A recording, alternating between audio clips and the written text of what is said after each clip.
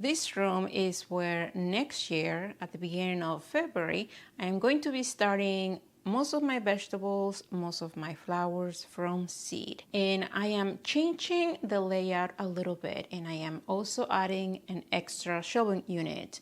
And I hope that I can show you through long format videos all of the process, all of the little details. So if you are just starting out with this whole seed starting thing for your own garden, hopefully you can find some inspiration. Hopefully you learn a thing or two. But I am starting to get it organized, to get it clean, to get the things where I need in their own little place now. Because with the holidays coming up, I don't want to be in a rush next year trying to get things lined up and ready.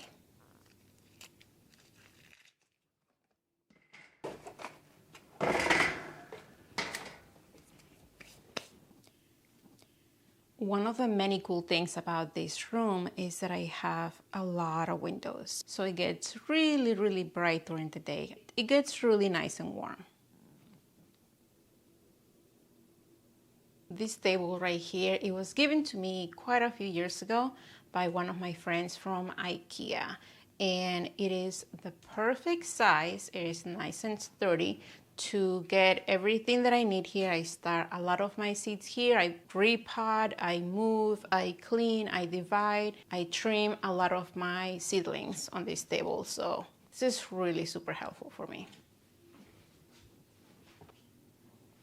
If you remember in past videos where I have shown this room, doing things with seedlings, doing things with houseplants, the wall behind me looks slightly different. The houseplants that I have been collecting for, I don't know, the last couple of years, they didn't quite make it through the summer. That's completely on me. I have said this many times before. I am not a great houseplant mom.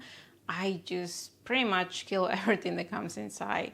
So I decided that I am just going to completely reuse this space and use it for things that will be better in the long run. And I know that you can do a lot of things to help you get better at, watering your houseplants.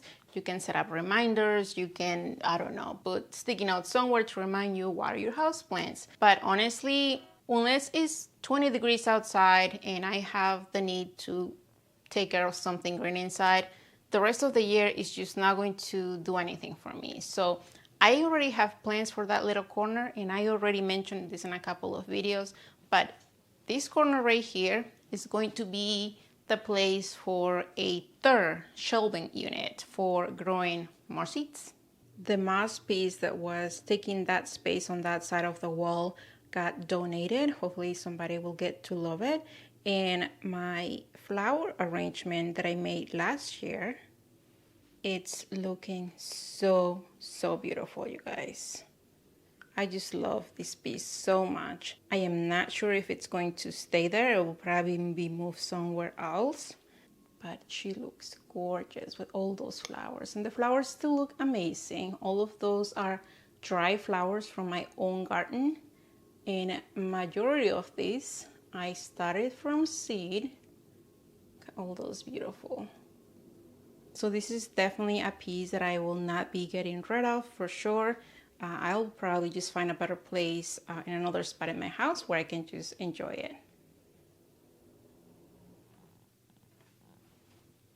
Before I even start thinking about setting up my third shelving unit, I am going to paint that dark wall into the color, the off-white color, to match the rest of this room.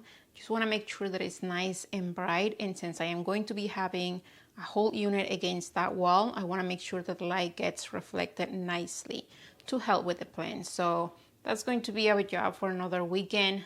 I am going to try to document as much of the things possible for setting up that shelving unit for growing seeds. So if this is your first year trying to get set up or trying to get your own little space set up for starting seeds next year, I hope that these videos are helpful for you And if you do have any specific questions regarding that, just let me know in the comments and I'll do my best to maybe answer your question on another video or to just show you how I am doing things here in my own grow room. A lot of the supplies that I am using when I set up that shelving unit are going to be the same tools that I have been using for the last few years.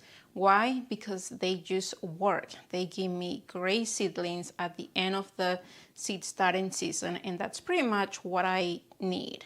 So using the things that I know that already work great for me is just going to be something that makes sense.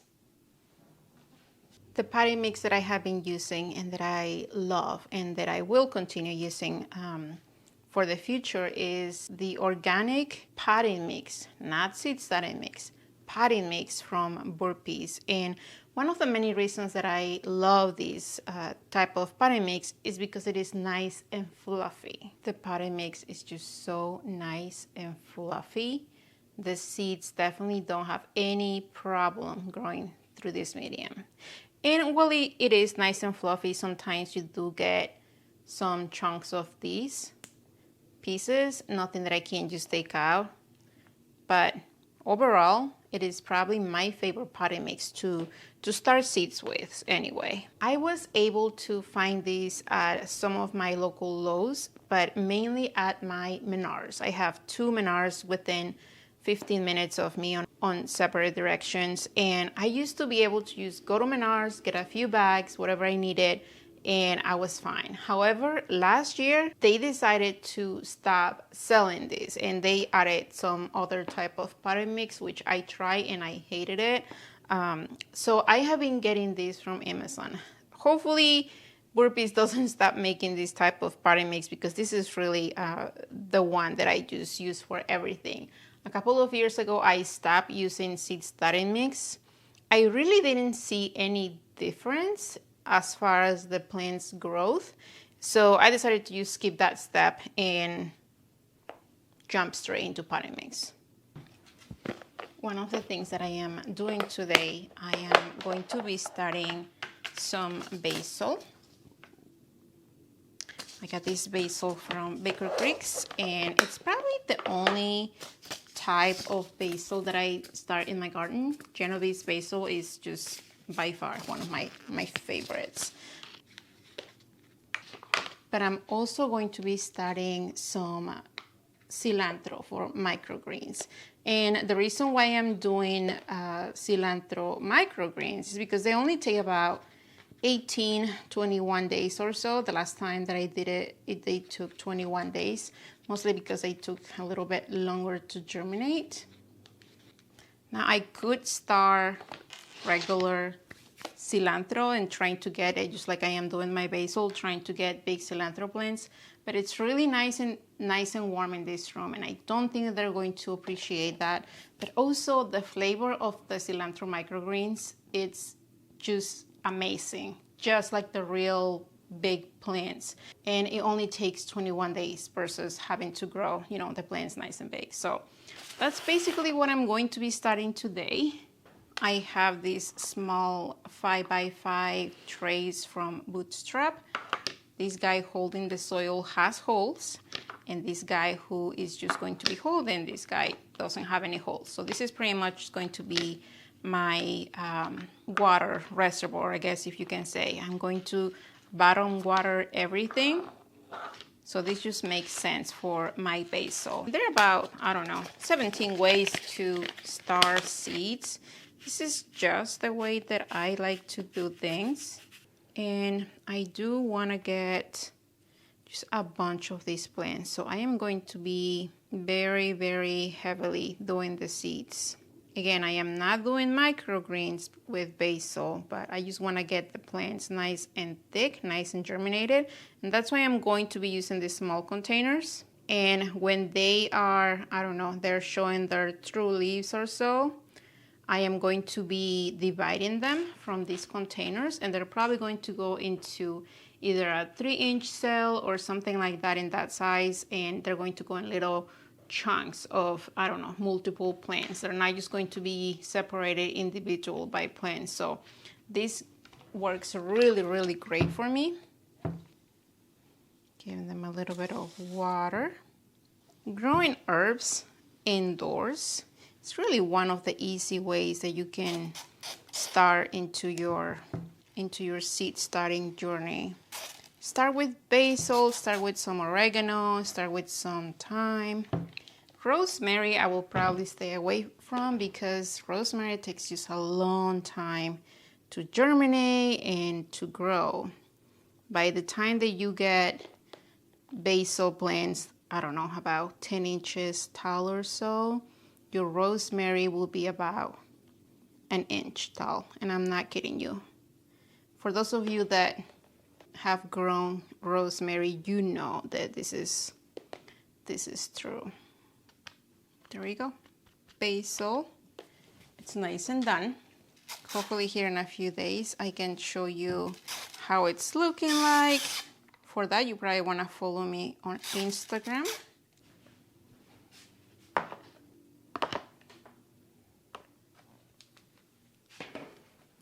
I cover the seeds, the basil seeds, very gently with potting mix because they do need light to germinate. You can cover them a little bit with vermiculite or just let them be like that, but you do want to make sure that they don't dry. And that's why I cover them with soil, because the soil will just absorb the water better and it will keep the seeds wet. So hopefully we get some good germination.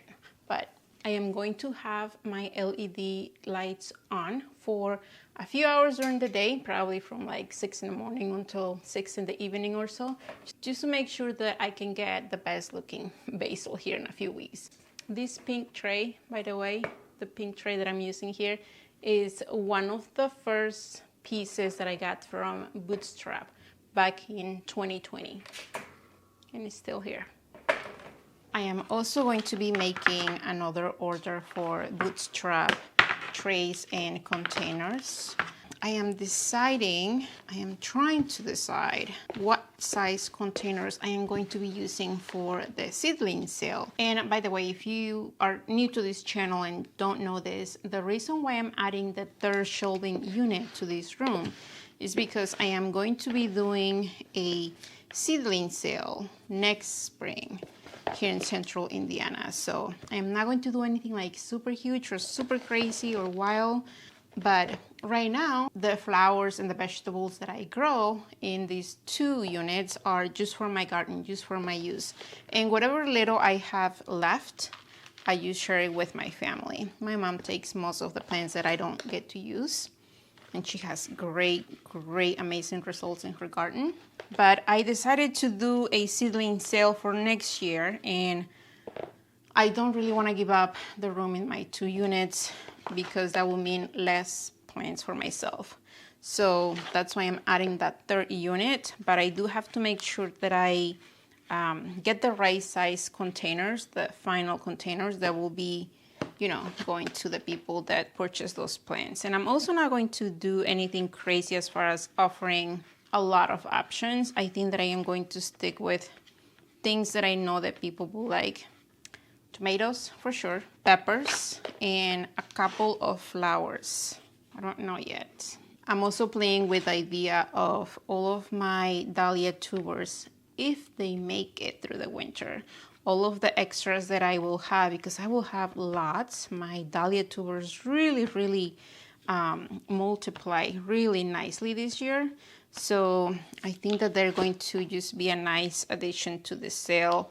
I just have to really sit down and decide what I'm going to be doing, what varieties specifically, and when to start them. Because while I do want to give nice size plants, I also don't want to just create more work for myself, like a lot of work. So don't know yet. So starting with microgreens, for any type of microgreens that you're starting, the medium that you use, whether it's potting mix, seed starting mix, some sort of mesh, some sort of coconut mesh that you get, you gotta make sure that it's nice and even, nice and flat, because that's just going to be giving you better results. And I am not a professional in growing microgreens.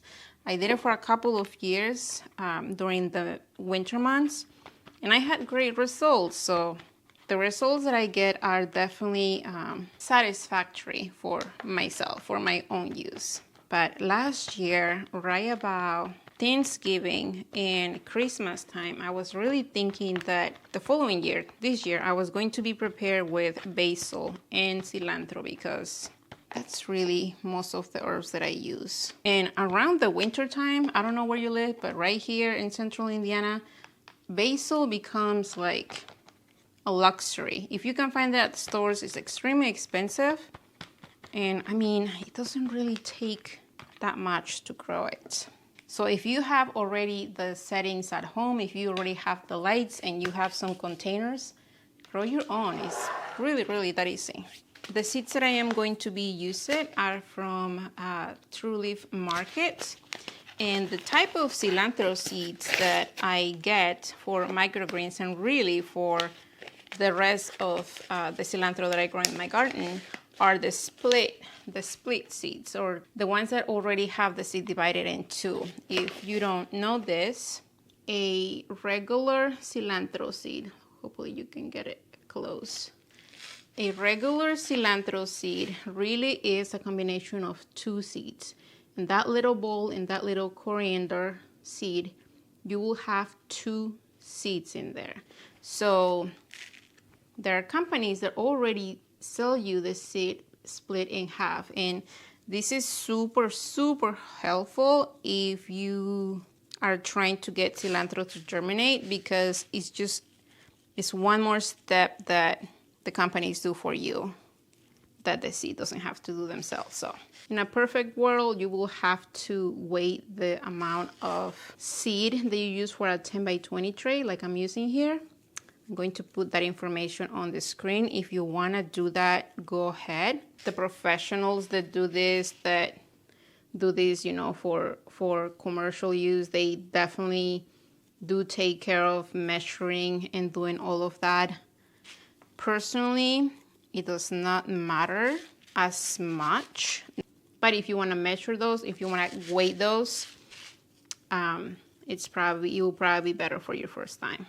Hopefully here in about, I don't know, 21 days, I can make an update video. Let me know if you would like to watch that if I make it.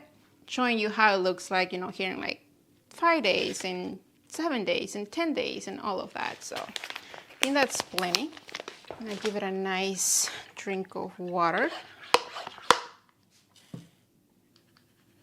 If you have never seen a video of mine and you're wondering about the containers that I'm using, I am almost exclusively using Bootstrap Farmer containers and pots. 10 by 20 trays, 5 by 5s, small 6Ls. Most of the sizes that they sell, I have them because, well, they're just pretty amazing. And I am so thankful that this year they decided to sponsor some of my videos. I am super, super thankful for that. Thank you so much, Bootstrap, for sponsoring this video as well. And even if they weren't sponsoring my videos, I will still be buying their products because they're pretty much amazing. And like I showed you earlier, the containers that I purchased back in 2020, I am still using them because they are made of really, really high quality. And I truly appreciate that. They just make my job a lot easier. I love to see videos of people testing the strength of Bootstrap Farmer containers because they have like the craziest ideas, you know, putting heavy things, holding them in.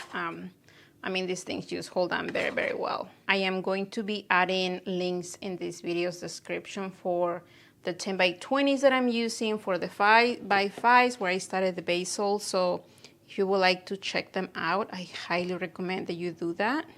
So they are not going to go right underneath the lights where they're going to be on.